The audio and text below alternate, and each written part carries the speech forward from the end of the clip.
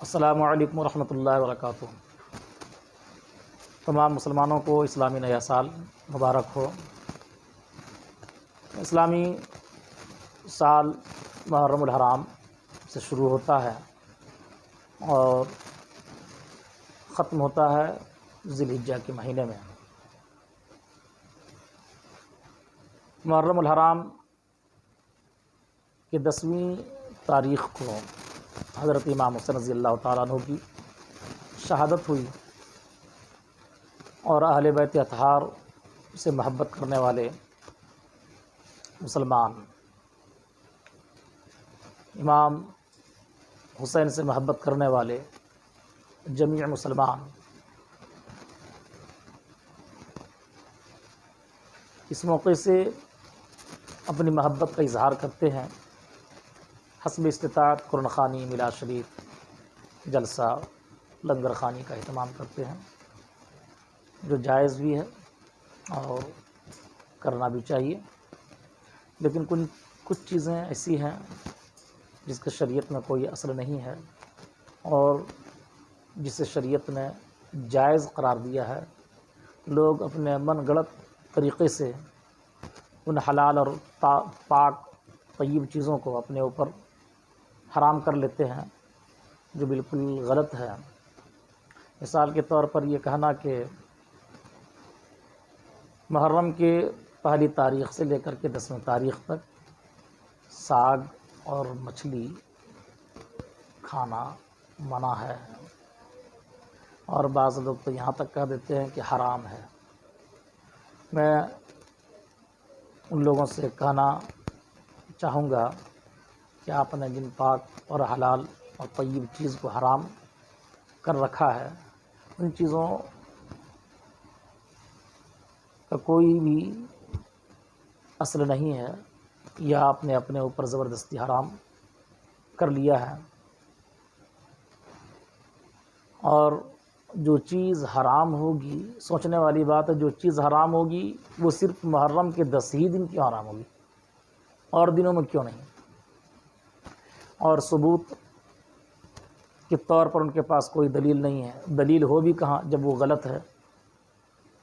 اس لیے تمام مسلمانوں سے میں گزارش کروں گا کہ جو عوام میں مشہور ہے مچھلی اور ساگ کے تعلق سے، کبھی کبھی بہت تکلیف بھی ہوتی ہے، ہنسی بھی آتی ہے کہ آخر یہ عقیدہ مسلمانوں میں کہاں سے آ گیا، کس عالم دین نے بیان کیا، کس کتاب میں ہے؟ جب پوچھیں گے تو نہ کسی عالم کا حوالہ دیں گے، نہ کسی کتاب کا حوالہ دیں گے، اور دے بھی تو کہاں سے دیں گے جب کسی کتاب میں ہے ہی نہیں، تو کوئی عالم بھی کیسے بیان کریں گے؟ یہ عقیدہ کہاں سے آیا، کس سے آیا اور کیسے آیا، مسلمانوں میں داخل ہوا، اس کے تحت تک ہمیں نہیں جانا ہے۔ صرف یہ بتانا مقصود ہے کہ مسلمانوں کے اندر میں یہ جو باتیں پھیلی ہوئی ہیں کہ ساگ اور مچھلی کے تعلق سے، یہ غلط ہے، غلط ہے، غلط ہے، شریعت میں اس کی کوئی اصل نہیں ہے۔ امید کہ آپ یہ سمجھ گئے ہوں گے کہ میں کہنا کیا چاہ رہا ہوں۔ غلط چیزیں کچھ در آئی ہیں مسلمانوں میں، ان چیزوں کا خاتمہ ضروری ہے۔ انہی غلط رسومات کی وجہ سے اہل سنت و جماعت طعن و تشنیع کا نشانہ بھی بن رہی ہے، اور اس سے اہل سنت و جماعت کو بہت نقصان بھی پہنچا ہے۔ اس لیے علماء کرام اور عوام الناس سے میں اپیل کروں گا کہ آپ اتنا ہی کریں جتنا کہ شریعت نے اجازت دیا ہے۔ میلاد ہے، فاتحہ ہے، قرآن خوانی ہے، لنگر ہے، صدقہ و خیرات ہے، ان چیزوں کو آپ کریں۔ آپ نفل روزہ رکھ کر کے حضرت امام حسین کے نام پر ایصال ثواب بھی کر سکتے ہیں، ان چیزوں کو کیجیے، لیکن ان چیزوں کو ہرگز نہ کریں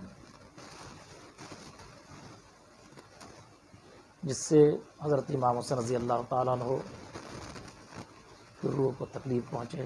مثال کے طور پر محرم کے مہینے میں بندر بننا، بھالو بننا اور جوکڑ بن کر کے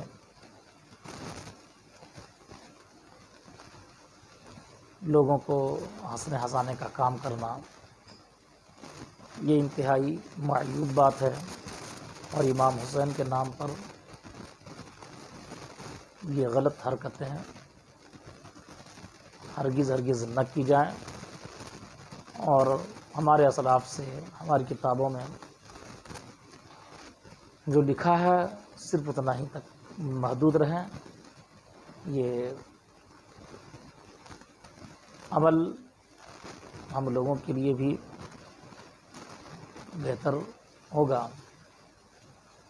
اور اہل سنت و جماعت کو جو ہر چہار جانب سے بدعملی کی وجہ سے بدنام کیا جا رہا ہے، اس پر بھی روک تھام ہوگی انشاءاللہ۔ مگر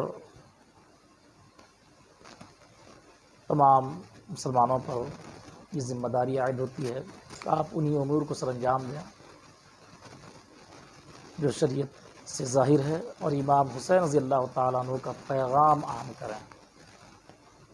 امام حسین رضی اللہ تعالیٰ عنہ کا پیغام کیا تھا کہ باطل کے سامنے جھکنا نہیں ہے، حق کی آواز کو بلند کرنا ہے، اور نماز کسی بھی حال میں معاف نہیں ہے۔ اور امام حسین کے عمل سے یہ ظاہر بھی ہے، جب تک وہ مدینہ میں رہے نماز پڑھتے رہے، مکہ گئے نماز پڑھتے رہے، کوفہ گئے نماز پڑھتے رہے، کربلا گئے نماز پڑھتے رہے، حتیٰ کہ تلواروں کے سائے میں بھی انہوں نے نماز پڑھی، اور سجدے میں سر رکھ کر کے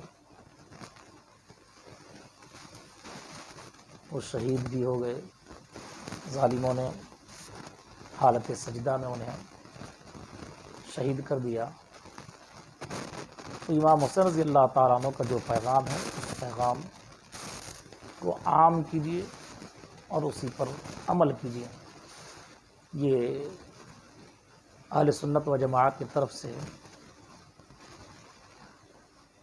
ایک بہترین خراج عقیدت اور اپنی محبت کے اظہار کے لیے یہی کافی ہوگا کہ حضرت امام حسین رضی اللہ تعالیٰ عنہ کے بتائے ہوئے راستے پر، ان کے نقش قدم پر چلیں، اور ان کے نام پر جو ایصال ثواب کا جو شرعی طریقہ ہے وہ طریقہ اختیار کریں، اور جو بیکار والی باتیں ہیں، لغو باتیں ہیں جس کا شریعت میں کوئی اصل نہیں ہے، ساگ اور مچھلی ہے، بندر ہے، بھالو ہے، جوکڑ بدھی ہے، تعزیہ داری ہے، وہ ساتویں کو مٹی کاٹنا اور پھر 10ویں کو دفن کرنا، کہاں سے آیا ہے، کیسے آیا ہے، یہ ہمیں نہیں معلوم، لیکن یہ ساری باتیں ہیں غلط ہیں۔ ان چیزوں سے پرہیز لازم ہے، اور آپ کی اس غلط حرکتوں سے اہل سنت و جماعت بدنام بھی ہو رہی ہے۔ السلام علیکم ورحمۃ اللہ وبرکاتہ۔